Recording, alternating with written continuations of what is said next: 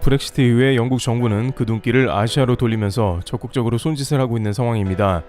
그런데 이 가운데 유독 영국은 한국에 집중하는 행보를 보이면서 궁금증을 자아내고 있습니다. 특히 아시아 중에 가장 큰 시장인 중국은 경계하는 대신에 한국이 떠오르고 있는 모습이 나오고 있는데요. 현재 영국 보리슨 총리가 미국에서 한영 정상회담을 먼저 신청한 이유가 무엇인지 궁금하며 한국에 어떠한 카드를 내밀고 있으며 또한 이 가운데 중국이 크게 당황하는 국면도 발생하고 있다고 합니다. 우선 최근 영국은 미국의 어커스 군사 동맹체 선언으로 인해서 다시 한번 그 존재감을 드러냅니다.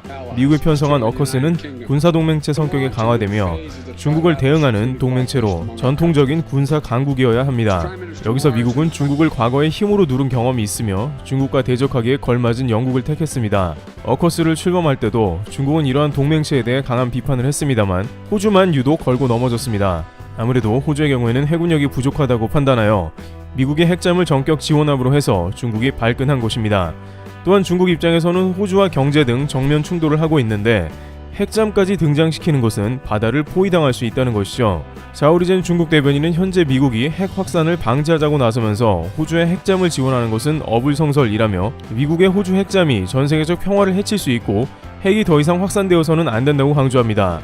물론 중국도 자체적으로 핵무기를 점점 늘리고 있고 핵잠도 보유했기 때문에 내로남불의 자세인 것입니다만 중국의 진짜 속내는 바다로 뻗어나가려 하는 자신들을 미국이 또 막으려고 한다는 것입니다. 또한 미국은 대만은 물론 한국과 일본에도 미군을 주둔시켜서 중국을 애초에 경계하고 있었으며 쿼드 동맹체까지 맺어 인도까지 포함시켜 중국의 포위망을 점점 좁혀가는 행보를 보였습니다. 이런 것은 중국이 전 세계로 뻗어나가려는 1대1로의 큰 차질을 빚게 되므로 즉각 반발하는 상황인데요.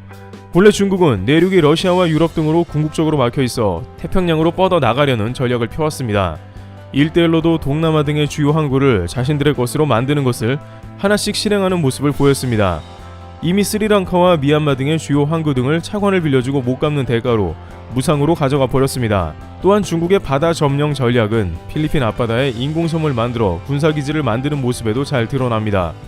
동남아 앞바다부터 야금야금 땅 따먹기식으로 점령해서 중국 패권을 키워나가자는 의도였습니다. 미국은 이 가운데 최근 십수년간 인도태평양 지역에서 중국이 꾸미는 일들을 사실상 방치해 오다가 이제는 더 이상 중국을 용인했다가는 미국의 앞마당인 태평양에 무슨 짓을 할지 모른다는 의견이 나왔습니다. 특히 중국은 최근 자신들의 항모 전단을 태평양을 건너 알래스카 앞바다까지 보내는 대담한 모습을 보여줬습니다. 게다가 국제 항행구역이긴 하지만 미국의 배타적 경제 수역에 항모 4척을 보낸 것은 매우 드문 일입니다. 심지어 중국 군사 전문가 웨이둥 씨는 이번 항해는 원양작전 능력의 급속한 발전을 보여줬다면서 향후 중국 군함이 원양에서 더 자주 훈련할 것이라고 말하며 어떻게든 바다로 뻗어나간다는 의지를 보였습니다. 물론 중국 입장에서는 미국이 중국 코앞, 그것도 예민한 위치인 대만 해협에 계속 출몰하는 것이 불만이었으며 이러한 미국 패권에 대한 항의로서 알래스카 앞바다에 중국 함선을 띄웠다는 주장을 하고 있습니다. 세계 주요 강대국들조차 미국의 군사 도발을 한 것은 2차 대전 때 일본 외에는 전례를 찾아보기 어려운 일입니다.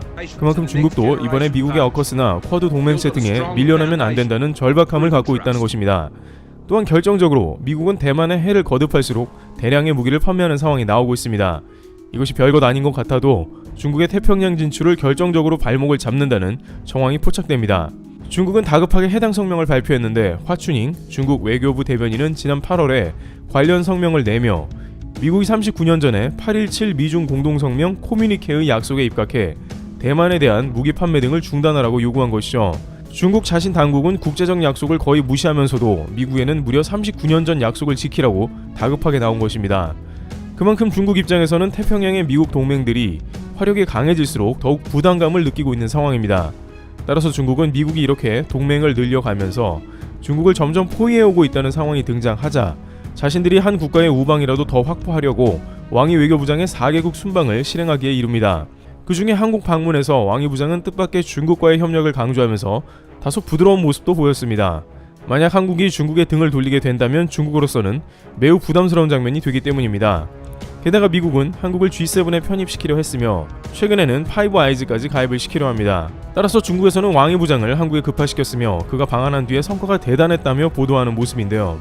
중국 관영신문 황구시보는 왕이 외교부장이 동아시아 4개국 중에 마지막으로 한국에 들렀다면서 미국과 중국 사이에서 균형을 유지하려는 한국의 노력으로 왕 부장의 방문이 바람직한 결과를 낳을 수 있었다는 전문가 분석을 집중적으로 소개했습니다. 한국이 미국 세력에 치우치지 않고 중심을 잘 잡고 있다는 황당한 분석입니다. 한국은 중국과 별말도 안 했는데 이런 멘트를 하는 것은 마치 균형을 잘 잡으라고 경고하는 것과 같은 것이죠. 이제는 더 이상 한국의 사드 보복도 통하지 않을 것이기에 한국을 미리 묶어두려고 사사건건 간섭하는 것입니다. 그런데 이 상황에서 영국이 본격적으로 한국에 러브콜을 보내면서 중국 당국을 크게 긴장시키고 있습니다. 앞서 논의된 바와 같이 영국은 이번 어커스 출범의 중심이 되는 미국의 가장 강력한 군사 동맹 중 하나인데, 영국 보리스 총리는 이번 미국 방문에서 한국의 문재인 대통령의 방미 기간에 맞춰 정상회담을 요청했습니다. 양국 정상은 지난 G7에서 한 차례 정상회담을 가졌는데 이번에는 당시와는 사뭇 다른 회담이 이루어졌습니다. 특이한 것은 영국 측에서 이번 정상회담을 한국에 강력히 요청해서 성사된 것으로 나오고 있습니다. 영국이 브렉시트, EU 탈퇴 이후 아시아로 기울면서 한영 관계에 부쩍 공을 들이고 있는 것입니다. 영국은 특히 브렉시트 이후 한국과 적극적으로 FTA를 맺고 발효하면서 가장 먼저 한국과 해당 문제를 대응했습니다. 우선 존슨 총리는 이날 주 UN 대표부 양자 회담장에서 한영 간 백신 교환이 진행되고 있어 매우 기쁘게 생각한다고 말했는데, 이는 양국 백신 교환으로 25일부터 영국에서 mRNA 백신 100만의 접종분이 순차적으로 도입되는 것을 말합니다. mRNA는 화이자 모더나 백신을 의미하며 한국의 추가 접종 등에 활용될 것으로 관측되는 것입니다.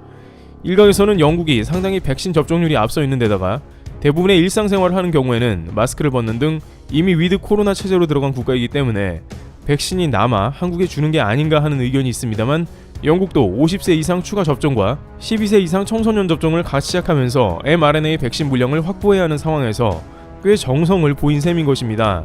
부스터샷과 청소년 접종에는 아스트라제네카가 아닌 화이자 등 mRNA 백신을 사용합니다.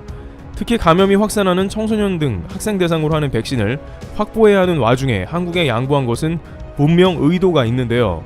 지난 G7 때부터 보리슨 총리는 한국을 게스트로 초청했으며 퀸 엘리자베스 항모단 방한 등으로 한국을 향해서 부쩍 친화 제스처를 보이고 있는 것입니다. 결국 영국은 궁극적으로 한국과 항모 얘기를 하려고 하는 모양인데요. 자국 청소년들이 맞을 백신까지 내어주면서 그러는 것이고, 한국이 엄청난 방산시장인 만큼 그만큼 공을 들이는 것입니다. 또한 기존에 이것이 양국 간에 어떤 합의가 오가고 있는지 구체적인 이야기는 지금까지 잘 드러나지 않았지만, 이번 정상회담을 통해서 넌지시 양 정상 간의 한영 군사기술 교류 확대에 대해 다시 한번 확인한 것이죠. 문 대통령은 현재 진행 중인 양 국가의 해군 간 기술 협력이 확대되는 여건이 조성되기를 희망한다고 밝혔습니다. 특히 한국은 미국의 핵 추진 항모를 활용할 수 없으므로 영국의 디젤형 항모를 주 모델로 삼고 있는 상황입니다. 영국은 이 흐름을 정확하게 읽고 브렉시트 후 아시아로 방향을 틀고 중국을 경계하면서 한국을 주요국으로 보고 전략적으로 접근하는 것으로 보이는 것입니다. 백신은 구실이며 실제 군사 기술 판매와 군사동맹의 강화를 목적으로 하는 것입니다. 자신들이 원하는 중국을 경계하는 것과 동시에 한국의 항모 노하우를 판매하겠다는 의지인 것이죠. 한국 입장에서도 여러가지 군사기술을 막상 미국보다는 러시아나 타국에서 다양하게 이식해온 바 있기 때문에 앞으로 영국이 주도하는 다양한 군사사업에 이러한 항모기술 교환을 통해 더욱 확대 참여할 수 있는 것입니다. 또한 영국으로서도 GDP를 비롯해 브렉시트의 후유증까지 상당히 커버할 군수사업에 한국은 매우 큰 대상입니다. 이러한 소식이 나오자 중국에서는 한국과 영국의 항모기술 협력 밀월이 매우 신경 쓰이는 모양새입니다. 한국에 다양한 항모가 배치되고 이것이 경항모에서 대형 항모까지도 발달하게 될 가능성도 있는 것이므로 이것은 결국 중국의 해양 진출에 언젠가는 적지 않은 부담으로 다가올 수 있다는 해석이 나오는 것입니다. 한국은 엘리자베스와 같이 F-35B를 가동할 수 있는 항모를 계획 중이고 점차 규모를 키워 나갈 것으로 보입니다.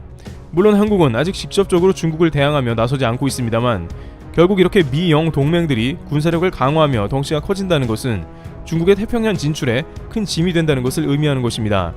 또한 일각에서는 결국에는 한국에도 미국의 핵잠이나 궁극적으로는 핵항모도 도입이 될 가능성도 적지 않다는 것이죠. 이번 미국의 호주 핵잠 공급에서 프랑스가 뒤통수를 맞은 뒤 프랑스 대사가 한국과 긴급하게 관련 인터뷰를 진행하면서 자신들의 기술을 한국에 넘겨줄 수 있다고 딜을 하는 모습은 결국 한국 핵잠이 임박했음을 뜻하고 있는 것입니다. 물론 미국은 이에 대해서 호주에는 아직 항모를 한국 등에 확대할 생각이 없다고 못을 박았습니다만, 뒤통수를 맞은 프랑스가 한국과 돌연 기술 공동 연구를 진행할 수 있는 데다가 결국 중국을 압박하기 위해서는 한국의 핵잠을 용인하며 핵기술을 허락하게 될 것이라는 시나리오도 충분히 예상 가능한 범위라는 것입니다. 미국도 지금까지는 한국에 대해 각종 기술을 잠궜지만 프랑스, 영국 등 다양한 국가가 한국을 전략국으로 여기면서 주도권을 뺏기기 원하지 않는 미국은 한국의 다양한 지침 해제와 더불어 핵기술 등을 점차적으로 이전할 가능성이 크다는 것입니다.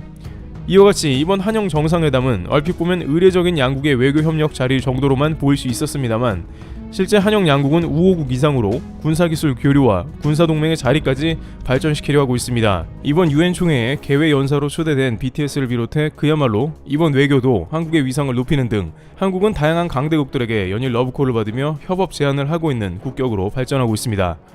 트래블TV였습니다. 감사합니다.